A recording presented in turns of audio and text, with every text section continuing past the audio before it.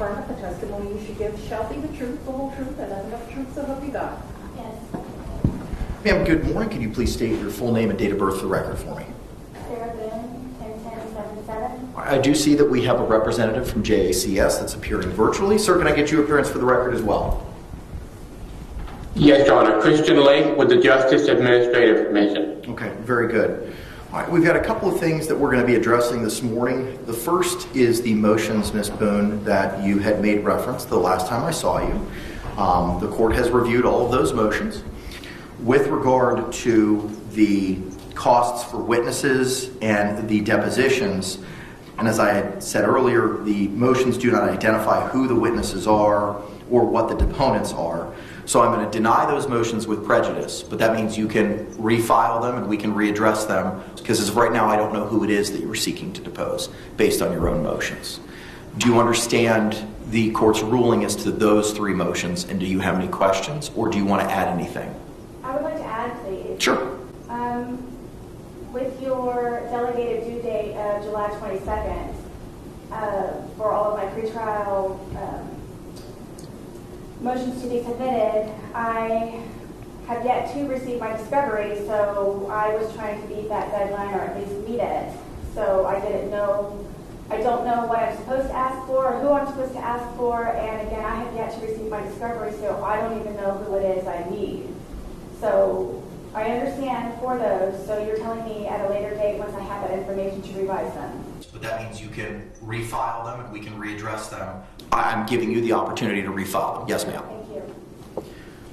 Lastly is the defendant's motion requesting immediate relief to the defendant by appointing effective standby counsel to aid in support and preparation of a criminal case for trial. State, do you have any position with regard to Ms. Boone's request for standby counsel? No, Your Honor, other than what's already been placed on the record in the court's order. Okay. Mr. Lake, anything over and above what's in your response? Just briefly, Your Honor, the point we would make, Your Honor, is I think Ms. Boone misunderstands the role of standby counsel. Standby counsel is not co-counsel or assistant counsel to a defendant. Standby counsel is there for when, in the situation where a pro se defendant who is elected to represent herself decide at some point they want a lawyer, that allows the court to put a lawyer back into play at that point in time. It is not an assistant or a co-counsel. It is someone whose role is incenting not to get involved until the defendant says, I no longer want to represent myself. Ma'am, the court's had the opportunity to review the case law on this issue. There is no constitutional right to standby counsel. As the court has determined that you have forfeited and alternatively waived by your conduct the right to court-appointed counsel, the court is not required to appoint standby counsel. There is no Sixth Amendment right to simultaneously proceeding pro se and with legal representation. For the reasons that the court identified in its 16-page order previously entered, your request for standby counsel is denied.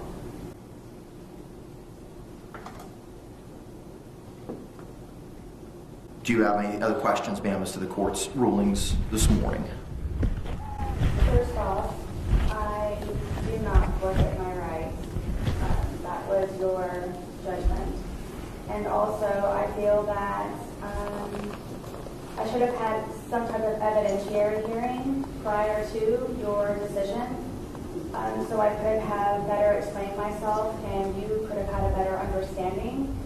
So by you denying my standby counsel, which thank you to him for explaining to me what specifically it is, I don't want to be pro se any longer. So I didn't want to be pro se in the first place.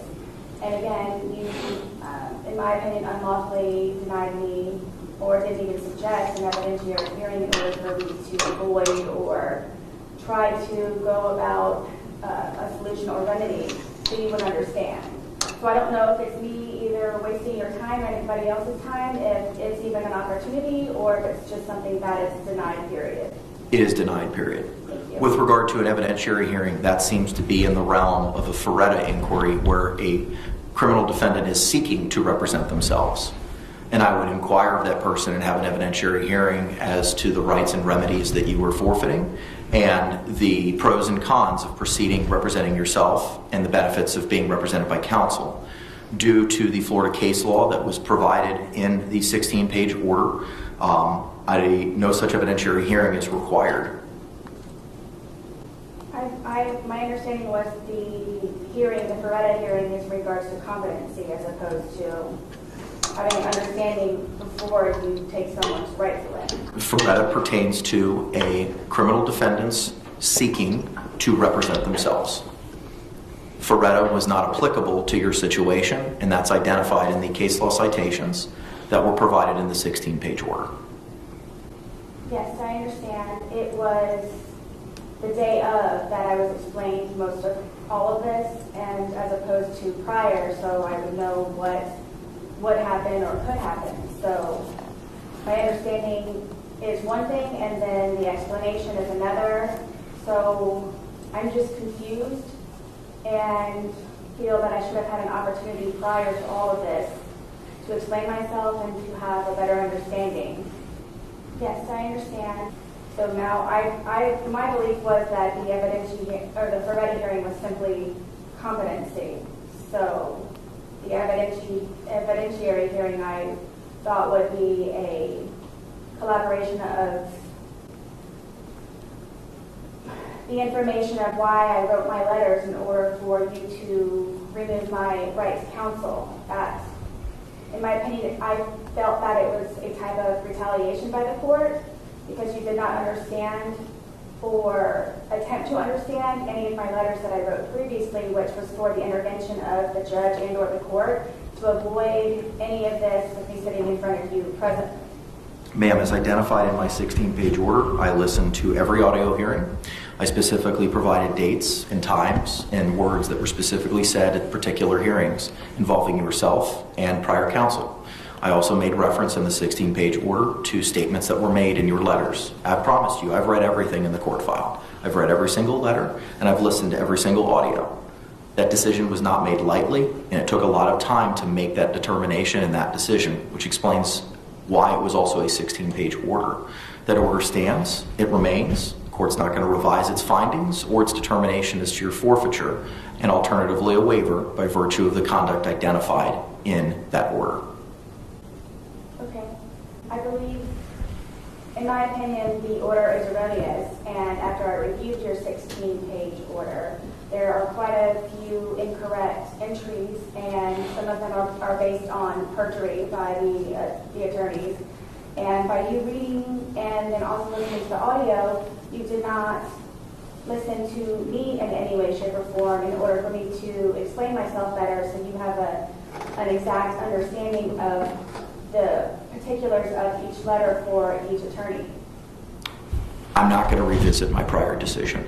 I understand. I'm just trying to make you aware that it's my opinion. You, and like we talked about last time, ma'am, you're certainly entitled to that opinion.